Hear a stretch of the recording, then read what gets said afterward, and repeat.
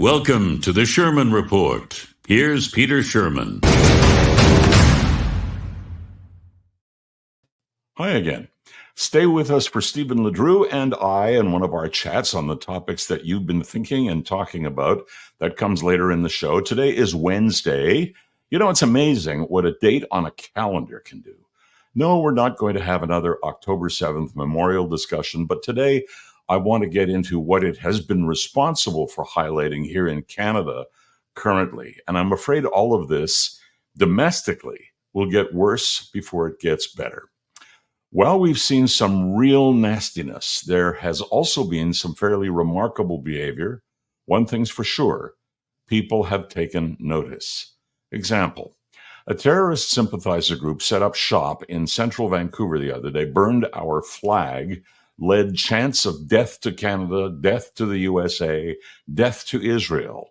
Then John Roustad, you may not know that name, but he's the leader of the British Columbia Conservatives, took a public stand against what the groups were doing, as should every Canadian leader, or even every Canadian.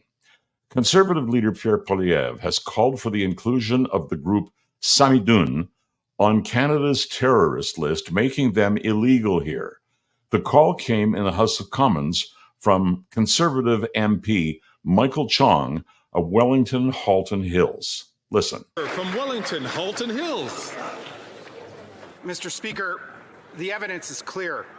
Samidoun, also known as the Palestinian Prisoner Solidarity Network, is knowingly acting on behalf of, at the direction of, and in association with at least one listed terrorist entity under the Criminal Code, the Popular Front for the Liberation of Palestine. Samidoun is based in Canada and incorporated as a not-for-profit under the Canada Not-for-Profit Corporations Act. Other jurisdictions have taken action. Germany and Israel have listed Samidoun as a terrorist entity, and the European Union has banned them from entry. The Liberal government needs to take terrorism seriously, needs to take anti-Semitism seriously, needs to take the evidence seriously, and list Samidoun as an entity under the Criminal Code of Canada for terrorism. There are various branches of Samidoun. One is listed in Toronto, another in Vancouver. Samidoun actually means steadfast, and they use the subtitle Palestinian Prisoners Solidarity Network, but it's another name for the same undesirables. We have enough issues confronting Canada without having the world's battles fought out in our streets. Speaking of which, I wonder why they can set fire to the red maple leaf in Vancouver, beat a guy carrying an Israeli flag in New York, but in Brussels, they get the fire hose treatment. In other words, make sure that all such organizations are terrorist designated and give them a Belgian bath if you have to, or the end of the riot truncheon if they disrupt daily life for law-abiding Canadians. The news is filled with localized examples, localized offshoots of the Middle East situation generally. For example, Lebanon appears to be more in control. Israeli boots on the ground are roaming reasonably freely in southern Lebanon, perhaps the result of the elimination of both Nasrallah and now his successor. Here's a clip showing Israeli Defense Forces personnel inside Lebanon discovering a cache of rockets in a small storehouse. That many more that won't be used against Israeli civilians. אפשר לראות פה את הגזים מלאים ברקטות שהיו מיועדות לעבר הארץ. 1, 2, 3, 4, 5, 6, 7 גזים עם אמל"ח חדש ותקני עם כל האמצעים לשיגור לעבר הארץ. אנחנו נשמיד את הכל היום בלילה, לא יישאר מפה כלום. And at home in Ottawa, Conservative leader Pierre Poilievre telling reporters that if Israel has a way of stopping Iran's nuclear development, it would be a gift to the entire world. So yesterday you said that you endorse Israel proactively defending itself by hitting Iran's nuclear sites, which is something that President Joe Biden does not endorse. Do you not feel like this could lead to a likelihood of an all-out conventional war between Iran and Israel? And not agree with Joe Biden and his assessment? I think the idea of allowing a genocidal, theocratic, unstable dictatorship that is desperate to avoid being overthrown by its own people to develop nuclear weapons is about the most dangerous and irresponsible thing that the world could ever allow. And if Israel were to stop that genocidal, theocratic, unstable government from acquiring nuclear weapons, it would be a gift by the Jewish state to humanity. Defense Minister Bill Blair made the news as well. When asked by a reporter if Iran's oil fields were an appropriate target, he answered in the affirmative. He probably had a less than jovial conversation with his cabinet colleague, Foreign Affairs Minister Melanie Joly, who has said that an escalation of Israel and Iran hostilities could plunge the Middle East into all-out war. Melanie, where do you think this is going? I find it a little rich. You don't want things to escalate, but the hidden meaning is you don't want any retaliation for the attack on Israel, or may I say the attacks on Israel, now from Iran, which launched almost 200 missiles against Israel last week. Israel has not yet responded, but it's likely biding its time on this one before it does. There's something that some people charged with diplomacy on behalf of Canada seem not to understand, and Joly's at the top of that list. The Middle East has been on simmer for years. When Israel sustained the murder and mayhem that it did last year, Hamas, an Iranian proxy, raised the temperature from simmer to broil. You can decide to content yourself with saying Israel overdid the response by its actions in Gaza. But if you do, then it's just a matter of time before you have to decide what to do when Israel is directly provoked by a sister terrorist group a few hundred kilometers north, Hezbollah in Lebanon. Both Hamas and Hezbollah are de facto fighting for the Iranians. That's what a proxy does. In this case, the munitions and funding are also of Iranian origin. Then Iran decides to dive directly in and fires a slew of missiles. Only Israeli technology averts an outright disaster. Should Israel return the favor at some point? Of course it should. It has to. Do you recall an ancient commercial that stated, "Your choice, you can pay me now or pay me later"? Israel has sustained intifadas, wars, skirmishes, suicide bombings. You name it, it's been there in Israel. This time, anyone who suggests it was not a direct provocation by Hamas that started things is just a fool. And the nonsense about long-term payback is ridiculous. Also in the fool's category are any Western political figures who even mouthed the words two-state solution, offered and refused half a dozen times. Iran and its proxies want one thing. They want to kill Jews. And by the way, Jews are simply the first on their list, not the only.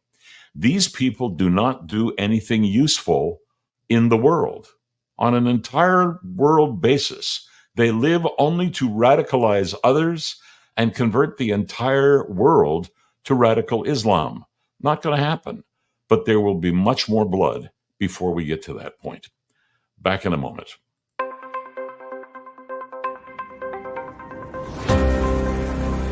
You're with the Sherman Report, daily news commentary, live at 5 p.m. Video version live at X, YouTube, and Facebook. Here's Peter Sherman.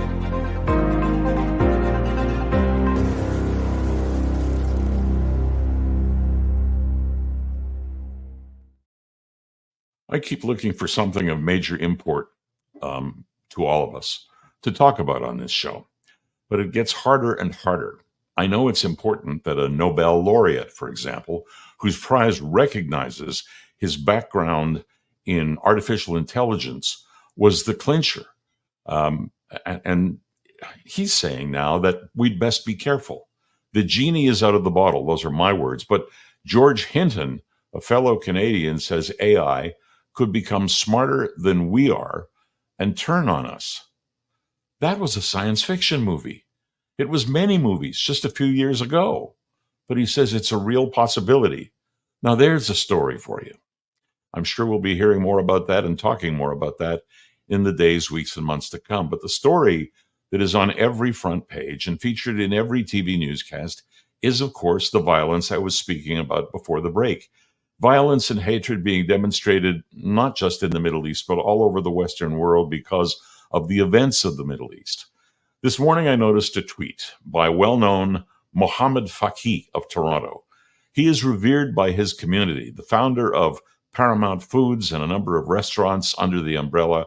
He's given more than his fair share to charity. And here's what Mr. Faki tweeted today, adjacent to an oversized photo of himself wearing a keffiyeh around his neck. And I'm quoting, "It's a beautiful day to wear a keffiyeh. Whether you are in Toronto or London or Paris or Barcelona or Miami, never let others define you and never let others intimidate you into being who you are. I am a Canadian of Lebanese origin. I am a Muslim, and I proudly stand as a supporter of the Palestinian and Lebanese people against the global criminal and life loser Netanyahu and his supporters." End of quote. Many tweeted back, generally nastily. I chose to add my own feelings to the growing queue of responses to this Order of Canada member. So I said in reply to Mr. Faki, "For a smart guy, you make poor decisions. We've met. I am a Jew. I support Israel. I'm not anti-Muslim. Israel is a high achiever, surrounded by jealous thugs who made nothing and wasted time trying to reclaim Israel when it wasn't theirs.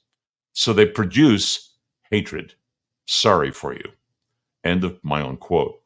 I understand why Mr. Faki is obviously angry. It's the same anger that I have and likely many of you have. It's anger that the conflict in the Middle East is happening, and worse, that it is spilling into the streets of Canada. I don't defend Benjamin Netanyahu in saying this, but everyone needs to understand that he's seen more than his share of wars and violence in and around his Israel ever since it came into existence as a modern state.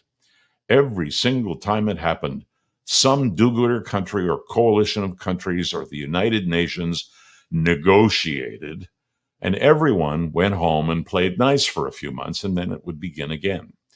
It always started with terrorists from Gaza or the West Bank or Hezbollah up in Lebanon, or people who were tasked to become martyrs and made their way into Israel to self-detonate a big bomb in a restaurant or on a bus or wherever. But the trouble was always reduced in scope and magnitude by Western intervention at a so-called peace table. Israel's enemies look at the paradise that Israel became. Industry, lifestyle, invention, one thing after the other. None of it was stolen. It was created by hard work. Meanwhile, in the rich countries in the Middle East, oil spouted out of the ground and created desert billionaires. In non-resource countries, people had to live with lesser means. Next door in Gaza, and generally among Palestinians, animosity and envy festered. Strangely enough, not amongst the 2 million Arabs who maintain, happily so, Israeli citizenship and live within Israel's borders. But next door in Gaza and generally among Palestinians, as I said, the animosity and the envy continued. What is happening now is simply a leader of Israel saying, finally, no, you get peace when you make peace, fully and finally, as he continues to prosecute a forever war on Israel that has been fought for 76 years. Only this time it will go to completion, regardless of what that may look like. In Canada, we have a divisive government and an opposition that says flatly that the issues causing flags to be burned, fighting in the streets, marches chanting death to Israel are not manufactured by Muslims far away. We could handle that. Pierre Poilievre, who we just heard from, speaking to reporters yesterday afternoon, said that we've seen many wars involving Israel and its neighbors, but there has never been an outbreak of rage and hatred in the streets of Canada in all of those years, and certainly not one in many cities and of such scope. He's correct, and we are better than that. My guest, Rick Eckstein, who was with me 2 days ago on this program, you may remember, was not optimistic for any speedy end or solution to the entire Middle East conflict. He was correct. But we, by any and all means, must stop the Canadian versus Canadian conflict that, left unchecked, could imperil our own country. Back in a moment. You're with the Sherman Report. Daily news commentary available at Apple Podcasts, Spotify, with video posted on YouTube and Facebook. Here's Peter Sherman.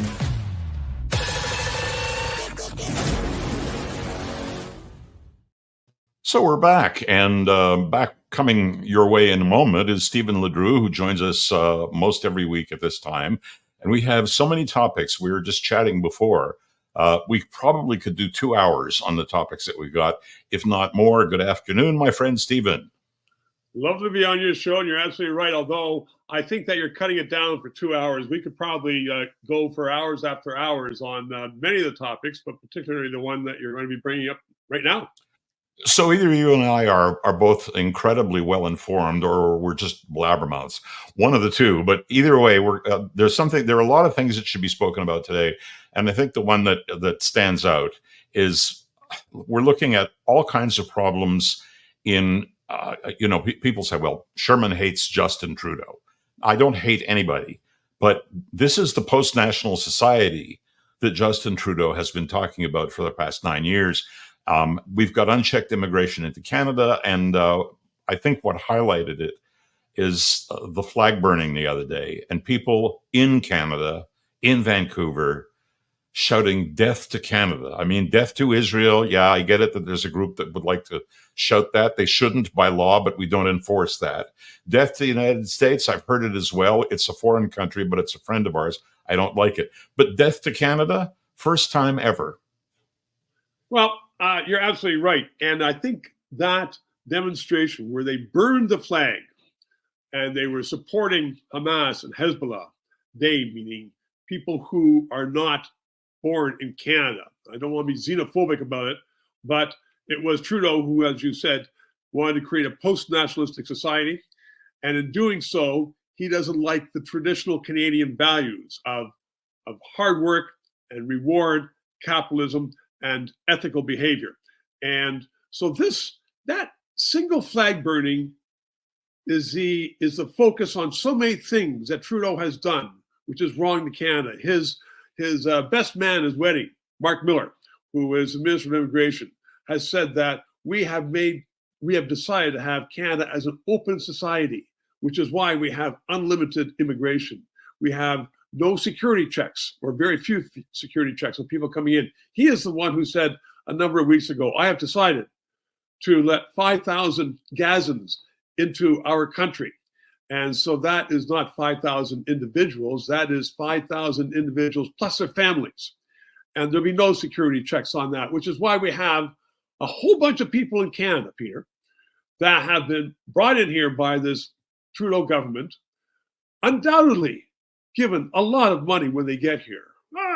Do a dental care, do all this kind of stuff for them, and give them an allowance and a roof over their head and food for their families. And then they go out and they're demonstrating in Vancouver and in Halifax and in Montreal and in Toronto. They are stopping traffic and they are saying, we have a right to tell you how to live your lives here. And we have a right to burn the Canadian flag and to say, destroy Canada. I mean, this is just... No, I'm going to say it the way it is. You don't have any goddamn right to come in my country and do that. You should come in here and kiss my royal ass is what you should do. Now, I know I'm going overboard. But that's the way it makes me feel. No, but that's the way so many people feel, which is why this government, people... I was in a grocery store the other day. Your viewers know I live in a small hamlet outside of Toronto called Buckhorn. I was in the grocery store. Guy came up to me and says, "Oh, I watched your show." And I said, "Oh, thank you very much." And he said, and he started talking about all the things wrong in Canada. He said, "Don't get me wrong, I love Canada, but the last few years has changed so much." I said, "Really, we need an election?" He said, "Absolutely. People are thirsting for an election, Peter, to get rid of this government, to have a government that is rooted in Canadian values and not rooted in the values of a person who is a drama teacher. He is not well educated, and he is a drama teacher. We know he can fake it pretty well, but it's the epitome of everything that's wrong in Canada. We talk about, the immigration program and people coming here with no skills. But the question, Stephen, is what is informing this? What is informing this? And I would suggest to you that when you use the term post-national society, most people don't think much beyond their noses. That is another way of saying globalist, which means we're one world. We don't really need all of these artificial lines creating countries. So you can come here and be who you are and practice what you practiced. That's not the history of Canada. And frankly, it's not the history of any other country in the world. That's it. It's not no other country is agreeing with this. And Trudeau, just last week, Peter, as you know, and we discussed this off air one time, signed at the United Nations the Global Accord, which was, I understand, really created by China, the Communist Party, to put in all kinds of rules on other countries and to cut their sovereignty. And that is, it was signed without any fanfare, and nobody watching us even knows about it. And what it signs us on for is globalism. And the Trudeau press hasn't paid any attention to it. So most Canadians don't know right about it. But you're right. It is when people talk about, you don't have to worry about Soros and, this international set. Don't worry about Soros or Klaus Schwab or any of those guys. Yeah. But you know what? There's something to it. There is something to it. And Trudeau There's something very much to it. Look, let me, minister is on the board of that as well. He's the fair-haired boy, according to Klaus Schwab. I've seen that particular clip on the internet. And if you don't know who Klaus Schwab is, he is the head of the World Economic Federation, aka the Davos meeting. And what he has pushed for a long, long time, and most people, me included for a period, was, that's never going to amount to anything. But Trudeau absolutely believes, and we're seeing the actualization of that. And I'm going to tell you somebody else who believes. I'm going to take 2 minutes to play a clip that was recorded yesterday that kind of went under the wire, but it's there, and it's Poilievre. And it's Poilievre talking to reporters, so obviously he's going after Trudeau. But what he points out is something that I thought about, and nobody has really said very loudly. And that is that we've seen a lot of wars in the Middle East involving Israel, lots and lots of them, but we've never seen a Canadian reaction that even resembles this. People talked about it maybe when they had a coffee. They never went out in the street. Listen. But worse than anything else is what we see in our streets today. What has happened to our country? The division, the violence, the hate, the danger, the anti-Semitism that we've never seen before in this country. Now, it's easy to blame the firebombing of synagogues, the hateful genocidal protest chants in front of Jewish businesses, homes, and hospitals as simply a reaction to a conflict in the Middle East. Doesn't make sense. First, hate crime was up over 100% before October 7th. And second, this is not the first time there's been a conflict in the Middle East. There was the war of 1967, and then there was the Yom Kippur War in 73. There were 2 intifadas. There was the war against Hezbollah in 2006. There was the operation against Hamas in 2014. We never saw that violence spill onto our streets. We didn't see people bring those hatreds into Canada. But after 9 years of Trudeau's radical ideology, his deliberate attempts to divide people into groups, his reckless destruction of our border security, letting in 2 ISIS terrorists, one apparently videotaped mutilating a human body on a crucifix and subsequently making that person a citizen.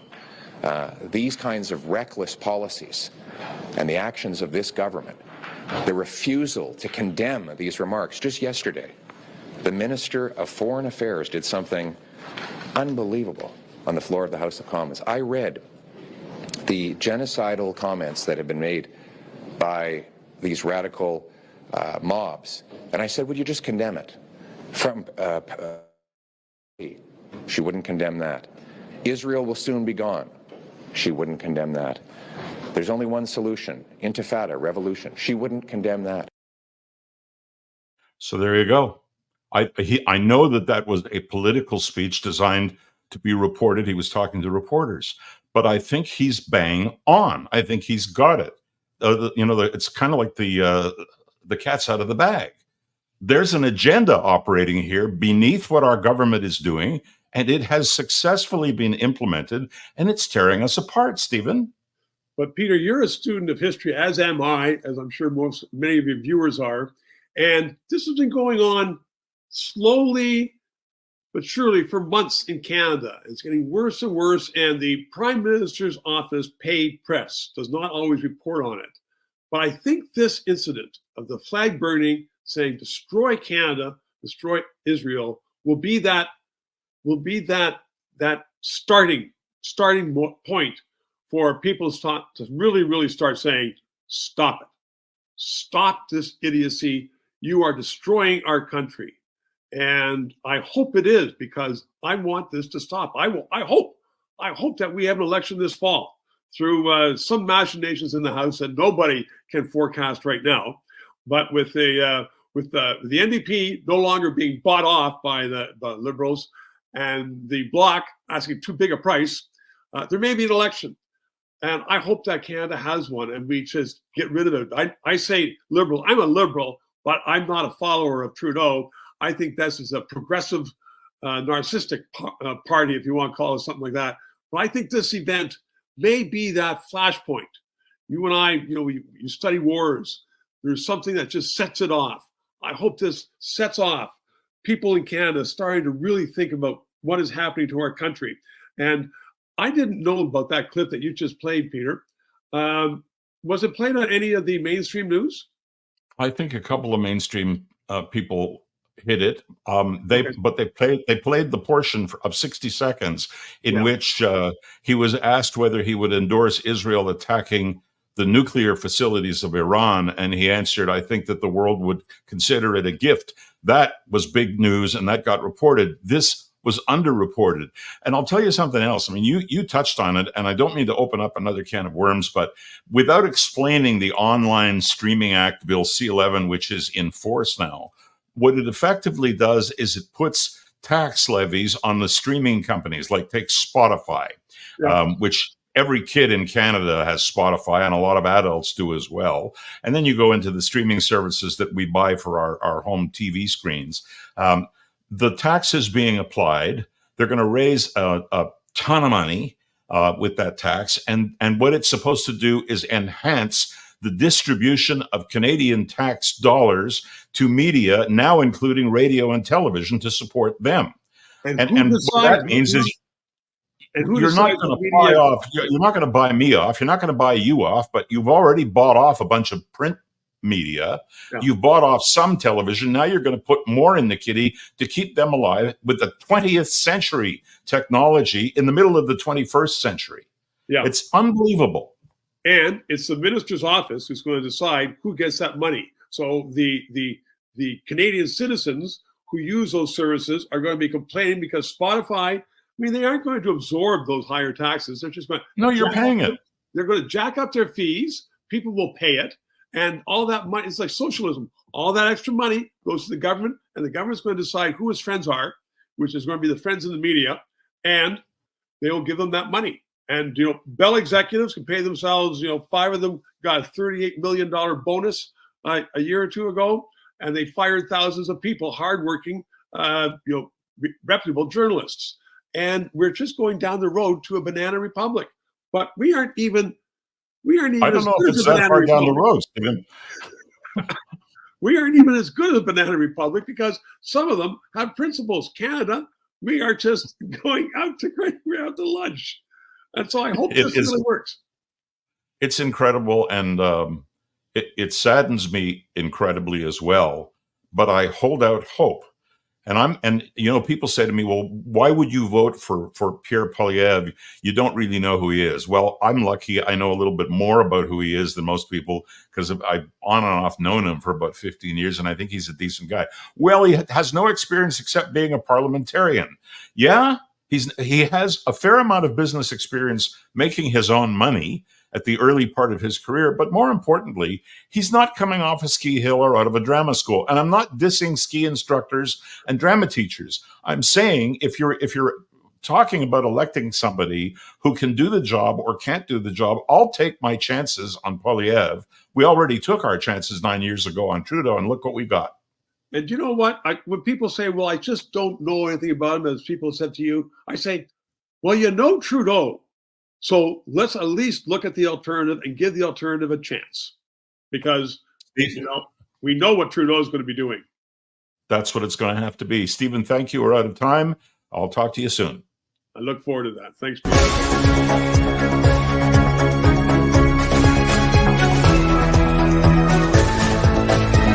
The Sherman Report, available on Apple Podcasts, Spotify, and the video version at YouTube, Facebook, and always at petersherman.com. Thanks for listening to the Sherman Report. If you'd like to connect with Peter directly, just go to petersherman.com.